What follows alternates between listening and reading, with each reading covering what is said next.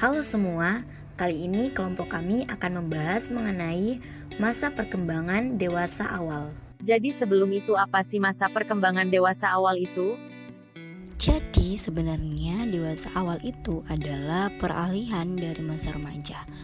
Masa remaja yang ditandai dengan pencarian identitas diri.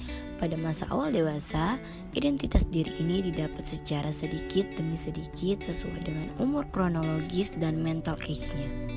Berbagai masalah juga muncul dalam bertambahnya umur pada masa dewasa awal. Dewasa awal adalah masa peralihan dari ketergantungan ke masa mandiri, baik dari segi ekonomi, kebebasan menentukan diri sendiri, serta pandangan tentang masa depan yang sudah sangat realistis. Ciri-ciri masa dewasa dini. Yang pertama, masa dewasa dini dikenal sebagai masa pengaturan. Pada masa ini, individu mulai menerima tanggung jawabnya sebagai orang dewasa. Yang berarti, seseorang pria mulai membentuk bidang pekerjaan yang ditangani sebagai karirnya. Dan wanita diharapkan mulai menerima tanggung jawab sebagai ibu dan pengurus rumah tangga. Oleh karena itu, banyak orang yang berusia muda mencoba berbagai pekerjaan untuk menentukan mana yang paling sesuai untuk memenuhi berbagai kebutuhan mereka dan yang akan memberikan kepuasan bagi permanen. Tidak hanya itu, juga beberapa orang dari usia ini mencoba untuk mendekati lawan jenis guna mengetahui apakah mereka merupakan seseorang yang bisa menjadi pendamping seumur hidupnya atau tidak. Selanjutnya, masa dewasa dini juga dikenal sebagai masa bermasalah, yang dimana di dalam tahun awal-awal masa dewasa banyak masalah baru yang harus dihadapi oleh seseorang. Masalah-masalah baru ini dari segi utamanya berbeda dengan dari masalah yang sudah dialami sebelumnya. Penyesuaian diri terhadap masalah-masalah dewasa dini menjadi lebih intensif dengan diperpendeknya masa remaja. Karena masa transisi untuk menjadi dewasa menjadi sangat pendek, sehingga anak berusia muda hampir tidak mempunyai waktu sama sekali untuk membuat peralihan dari masa kanak-kanak ke masa dewasa. Masa dewasa dini juga dikenal sebagai masa yang memiliki usia produktif. Di sini, orang tua merupakan salah satu peran yang sangat penting dalam kehidupan orang dewasa. Orang yang kawin juga berperan sebagai orang tua ketika ia berumur 20 atau 30 tahun. Masa dewasa dini sebagai masa ketegangan emosional. Nah, pada masa ini, banyak individu sudah mampu memecahkan masalah-masalah yang mereka hadapi secara baik, sehingga mereka lebih stabil dan lebih tenang dalam menghadapi suatu masalah. Nah, seseorang yang dahulu tidak tahu bagaimana menyelesaikan suatu masalah dan dikenal dengan masa pemberontak, kini mereka telah memasuki kehidupan yang telah matang. Sekitar awal atau pertengahan umur 30-an, kebanyakan orang yang sudah dewasa mampu memecahkan masalah mereka dengan cukup baik. Tetapi, apabila emosi yang berlebihan masih tetap kuat pada umur 30-an, hal ini menandakan bahwa penyesuaian diri terhadap lingkungan tersebut belum terlaksana secara memuaskan. Masa dewasa sebagai masa keterasingan sosial. Nah, keterasingan di sini bisa kita intensikan dengan adanya semangat bersaing dan hasrat kuat untuk maju dalam karir. Artinya, di sini semua orang berlomba-lomba menunjukkan bahwa adanya semangat dalam diri mereka untuk bersaing secara kuat untuk memajukan sebuah karir yang mereka miliki. Sehingga keramat tamahan masa remaja diganti dengan persaingan dalam masyarakat dewasa. Masa dewasa dini juga dikenal sebagai masa yang memiliki komitmen. Setelah kita menginjak masa dewasa, individu akan mengalami banyak perubahan, di mana mereka akan memiliki tanggung jawabnya sendiri, serta komitmen-komitmennya sendiri. Sebagai seseorang yang sudah bisa dikatakan sebagai dewasa mandiri, mereka tentunya dapat menentukan pola hidup yang baru, memikul tanggung jawab yang baru, dan membuat komitmen-komitmen baru.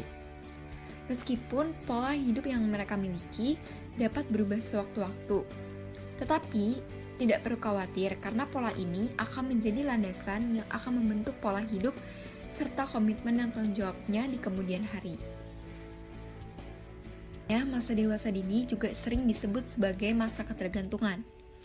Meskipun telah mencapai statusnya orang dewasa, banyak individu yang masih bergantung kepada orang-orang tertentu dalam jangka waktu yang berbeda-beda. Ketergantungan ini mungkin pada orang yang membiayai pendidikan, seperti mereka yang bergantung kepada orang tua, mereka yang bergantung kepada guru, atau orang-orang yang membiayai pendidikan kehidupannya mereka. Masa dewasa dini dikenal juga sebagai masa perubahan nilai. Perubahan nilai ini disebabkan karena beberapa alasan yang mendasari, seperti yang pertama, individu ingin diterima oleh anggota kelompok orang dewasa. Yang kedua, individu menyadari bahwa kelompok sosial berpedoman pada nilai-nilai yang konvensional dalam hal keyakinan dan perilaku. Nah, hal ini juga didasarkan kepada beberapa alasan yang menyebabkan perubahan nilai itu terjadi. Contohnya itu seperti jika orang muda dewasa ingin diterima oleh anggota-anggota kelompok orang dewasa, mereka harus bisa menerima nilai-nilai kelompok ini. Yang kedua, orang-orang muda itu segera menyadari bahwa kebanyakan kelompok sosial yang berpedoman pada nilai-nilai konvensional dalam hal keyakinan dan perilaku seperti halnya dengan berpenampilan. Masa dewasa dini merupakan masa penyesuaian diri dengan cara hidup baru. Masa individu banyak mengalami perubahan di mana gaya hidup baru paling menonjol di bidang perkawinan dan peran orang tua.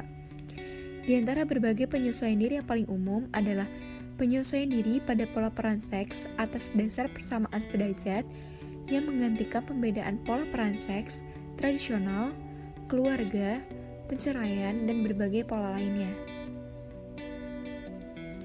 Masa dewasa dini juga dikenal sebagai masa yang kreatif. Orang yang dewasa tidak terikat lagi oleh ketentuan dan aturan orang tua maupun guru-gurunya, sehingga mereka bebas untuk berbuat apa yang mereka inginkan untuk membentuk suatu kreativitas yang ada pada diri mereka sendiri, dengan didasari minat serta kemampuan individu mereka. Tugas-tugas perkembangan pada masa dewasa dini. Tugas-tugas yang ada di perkembangan pada masa dewasa ini dipusatkan kepada harapan-harapan masyarakat yang mencakup seperti mendapatkan suatu pekerjaan, memiliki seorang pasangan hidup, belajar hidup bersama dengan suami atau istri dengan membentuk suatu keluarga, serta mengelola sebuah rumah tangga dan menerima tanggung jawabnya sebagai warga negara. Tugas-tugas lainnya mencakup seperti memilih teman bergaul. Di sini artinya setelah kita melewati masa remaja, golongan dewasa muda semakin memiliki kematangan fisiologis atau seksual, sehingga mereka siap melakukan tugas reproduksinya, yaitu mampu melakukan hubungan seksual dengan lawan jenisnya. Belajar hidup bersama suami istri dari pernikahannya. Ketika masa dewasa sudah memasuki jenjang pernikahan, mereka akan saling menerima serta memahami pasangannya satu sama lain, saling menerima kekurangan, dan saling membantu membangun rumah tangga. Mulai hidup dalam keluarga atau hidup berkeluarga. Masa dewasa yang memiliki waktu sekitar 20 tahun hingga 40 tahun, yang dimana ini dianggap sebagai rentang yang cukup panjang. Terlepas dari panjang atau pendeknya rentang waktu tersebut, golongan dewasa muda yang berusia di atas 25 tahun umumnya telah menyelesaikan pendidikan minimal setingkat SLTA atau SMU, akademik, dan universitas. Selain itu, sebagian besar diri mereka yang telah memasuki dunia pekerjaan guna meraih karir tertinggi. Dari sini, mereka mempersiapkan dan menumbuhkan diri bahwa mereka sudah mandiri secara ekonomis, artinya sudah tidak tergantung lagi kepada orang tua ataupun guru-guru. Sikap mandiri ini merupakan sikap positif bagi mereka, karena sekaligus dijadikan sebagai persiapan untuk memasuki kehidupan rumah tangga baru dan belajar untuk mengasuhi anak-anaknya nanti. Tugas dewasa selanjutnya adalah mengelola rumah tangga setelah mereka menjalani pernikahan. Seseorang yang telah menjalani suatu pernikahan, mereka akan berusaha mengelola rumah tangganya. Dia akan berusaha membentuk, membina, dan mencapai kebahagiaan hidupnya masing-masing. Mereka harus dapat menyesuaikan diri dan bekerja sama dengan pasangan hidupnya. Jenis-jenis minat yang ada pada masa dewasa dini. Yang pertama adalah minat pribadi. Minat pribadi merupakan minat yang selalu menyangkut kepada seseorang tertentu. Contoh dari minat pribadi ini seperti yang pertama, ada penampilan. Untuk minat dalam berpenampilan ini, potensi penampilan fisik yang menarik dapat menguntungkan untuk memperoleh berbagai hasil menyenangkan. Salah satu keuntungan dari adanya berpenampilan menarik yaitu mudah bersosialisasi. Yang kedua, pakaian dalam perhiasan. Masyarakat sekitar mengetahui bahwa penampilan itu penting bagi keberhasilannya di semua bidang pekerjaan. Maka dari itu, banyak masyarakat yang menghabiskan uangnya untuk membeli pakaian dan juga perhiasan. Selanjutnya, ada juga minat rekreasional. Istilah rekreasi diartikan sebagai kegiatan yang memberikan kesegaran atau mengembalikan kekuatan dan kesegaran rohani sesudah lelah bekerja atau sesudah mengalami keresahan batin. Banyak faktor yang mempengaruhi pola rekreasi orang dewasa dini, seperti kesehatan, waktu, jenis kelamin, status perkawinan, serta status sosial ekonomi. Yang terakhir dan gak kalah pentingnya dari minat dewasa dini, yaitu ada minat sosial. Dalam masa dewasa dini, orang sering merasa kesepian.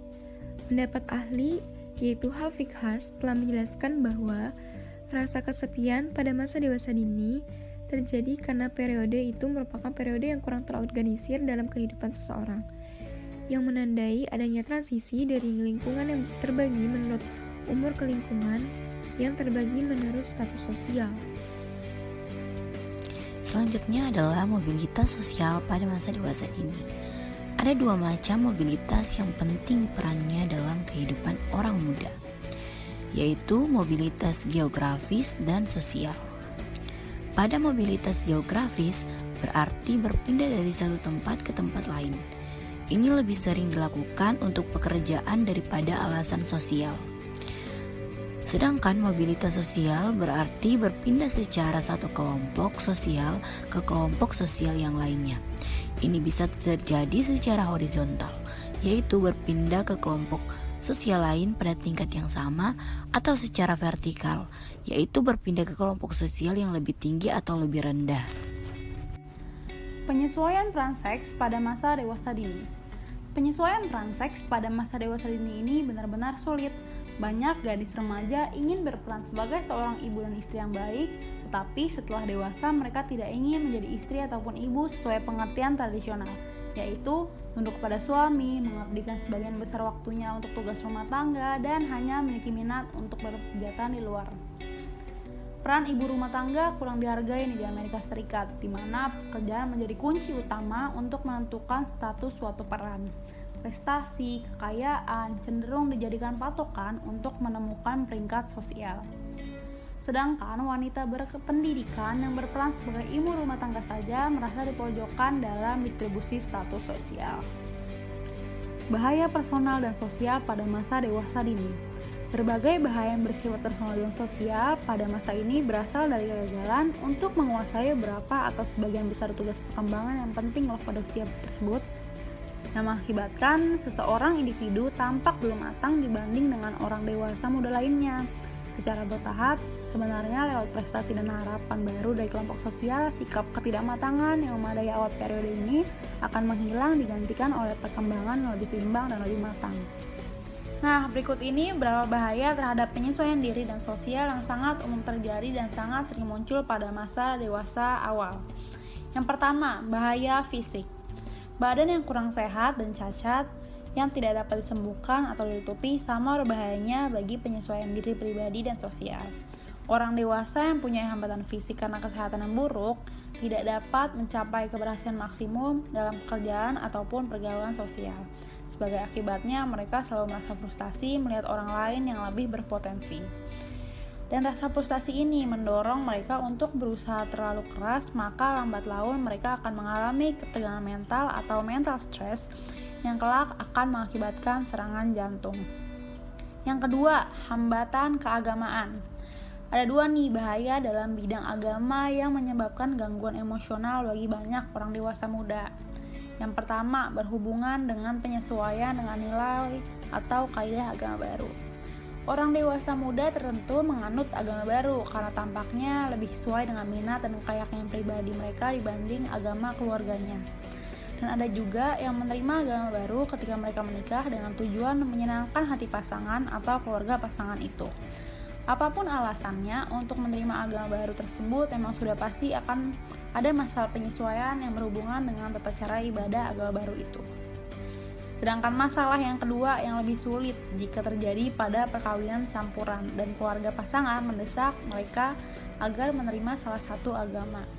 Lebih jauhnya lagi nih, jika dihadapkan dengan tekanan-tekanan dari orang tua mereka sendiri yang menganggap ketaatan beribadat menurut agama keluarga mereka lebih penting. Masalah penyesuaian agama sering menjadi biang keladi masalah antara orang tua, sanak saudara, baik suami ataupun istri. Yang ketiga, bahaya sosial.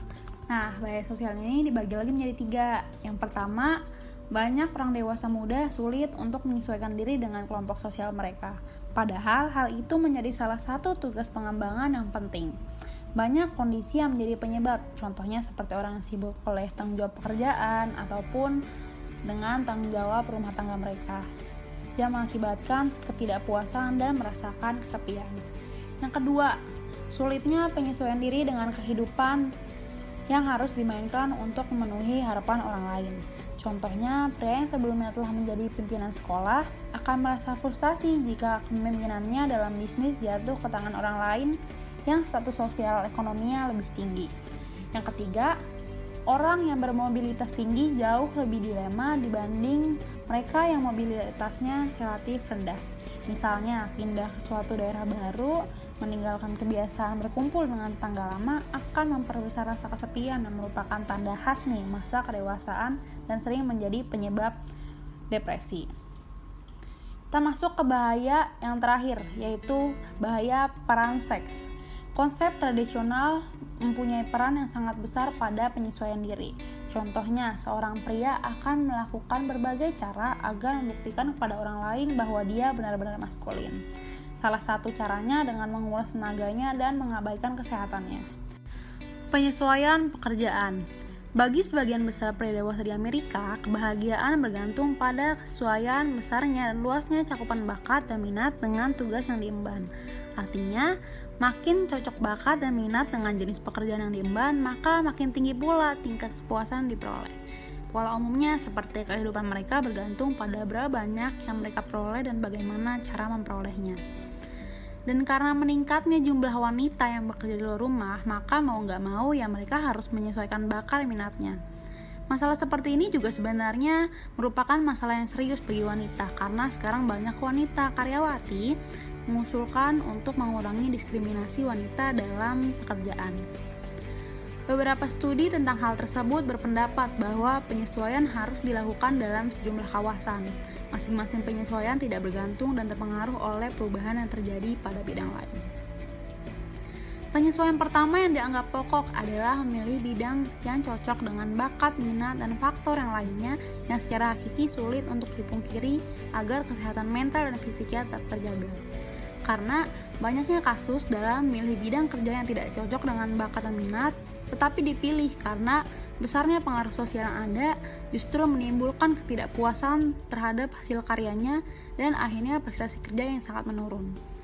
Sehubung dengan itu, maka beberapa orang dewasa telah menentukan pilihannya jauh-jauh hari sebelum mereka bekerja. Sehingga jauh-jauh hari pula mereka melatih diri sesuai dengan prasyarat yang diperlukan untuk jenis tugas yang mereka anggap cocok dengan minat dan bakatnya. Sebaliknya nih, masih banyak juga orang dewasa muda bingung tentang apa yang akan mereka kerjakan dalam hidup setelah selesai dari pendidikan, bahkan yang tamat dari perguruan tinggi loh. Situasi yang lebih memperburuk adalah mereka sering menjumpai kenyataan dalam hidup bahwa apa yang mereka pikirkan, apa yang mereka inginkan itu tidak tersedia di masyarakat, di kantor, dan di bidang kerja lainnya. Bisa juga situasi yang suram itu terjadi karena mereka tidak memiliki ilmu dan keterampilan yang cukup untuk memadainya. Penyesuaian perkawinan. Masalah penyesuaian paling pokok adalah penyesuaian terhadap pasangan. Misalnya, seorang wanita yang dahulu kehidupan pada masa kanak-kanaknya dibesarkan dalam keluarga inti, mungkin akan mendapat kesulitan dalam menyesuaikan diri dengan kondisi baru ketika ia menikah dengan pria yang berasal dari latar belakang keluarga besar. Nah, dengan hidup sebagai suami istri ini, orang harus belajar bagaimana mengatasi berbagai masalah. Yang jauh lebih penting lagi adalah kesanggupan sang suami dan istri untuk berhubungan mesra dan saling memberi cinta. Berikut ini ada beberapa faktor kesulitan yang umumnya terjadi dalam penyesuaian perkawinan. Yang pertama, kurangnya persiapan dalam perkawinan.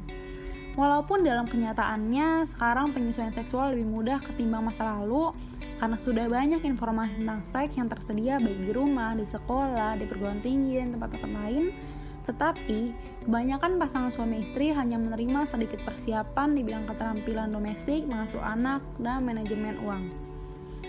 Yang kedua, peran dalam perkawinan. Kecenderungan terhadap perubahan peran baik pria dan wanita dan konsep yang berbeda tentang peran ini yang dianut kelas sosial dan kelompok religius yang berbeda membuat penyesuaian dalam perkawinan semakin sulit untuk saat ini dibanding di masa lalu ketika peran masih begitu ketat dianut. Yang ketiga, kawin muda. Perkawinan sebelum menyelesaikan pendidikan membuat mereka tidak memiliki kesempatan untuk mempunyai pelajaran tentang hidup mandiri yang dipunyai oleh orang-orang yang perkawinannya pada usia matang. Hal ini sangat menjadi halangan nih bagi penyesuaian dalam perkawinan. Yang keempat, konsep yang tidak realistis tentang perkawinan. Orang dewasa yang bekerja di sekolah dan tanpa pengalaman kerja cenderung mempunyai konsep yang tidak realistis tentang makna perkawinan, berkenaan dengan pekerjaan, pembelanjaan uang, dan perubahan dalam pola hidup. Yang kelima, perkawinan campur. Penyesuaian terhadap keluarga pasangan jauh lebih sulit dalam perkawinan, apalagi jika kedua belah pihak memiliki latar belakang budaya atau agama yang beda. Selanjutnya, pacaran yang dipersingkat. Pasangan yang hanya memiliki sedikit waktu untuk saling mengenal membuat mereka sulit untuk memecahkan masalah di dalam suatu perkawinan yang dapat berakhir dengan perceraian. Yang terakhir, kurangnya identitas. Contohnya seperti wanita yang dipanggil dengan nama suaminya ataupun suatu lingkungan menganggap dirinya sebagai ibu rumah tangga, sedangkan dia seorang wanita karir yang berhasil. Ia bisa saja kehilangan identitas diri sebagai individu yang sangat dijunjung dan memiliki nilai yang tinggi sebelum melalui perkawinan. Masalah penyesuaian yang kedua adalah penyesuaian seksual. Masalah ini merupakan salah satu masalah yang mengakibatkan pertengkaran dan ketidakbahagiaan perkawinan apabila kesepakatan ini tidak dapat dicapai dengan memuaskan. Perilaku seks, dorongan seksual, dan pengalaman pada masa lalu menjadi faktor yang paling utama dalam penyesuaian seksual. Penyesuaian seksual bagi wanita cenderung lebih sulit untuk mengakhirinya secara memuaskan. Rubin telah menjelaskan wanita disosialisasikan sejak masa bayi untuk menutupi dan menekan gejolak seksualnya. Wanita tidak dapat dengan mudah dan segera berubah untuk tidak malu-malu menunjukkan rasa nikmatnya. Selanjutnya, masalah penyesuaian yang terakhir adalah keuangan. Perdebatan seringkali terjadi karena adanya perbedaan pandangan terhadap uang. Pada masa awal perkawinan, potongan untuk tabungan pegawai dan upah pembantu baru rumah tangga dirasa sangat mahal, tetapi keduanya sangat diperlukan. Keluarga baru biasanya tidak ingin hidup bermewah-mewah karena pendapatannya tidak memungkinkan untuk itu.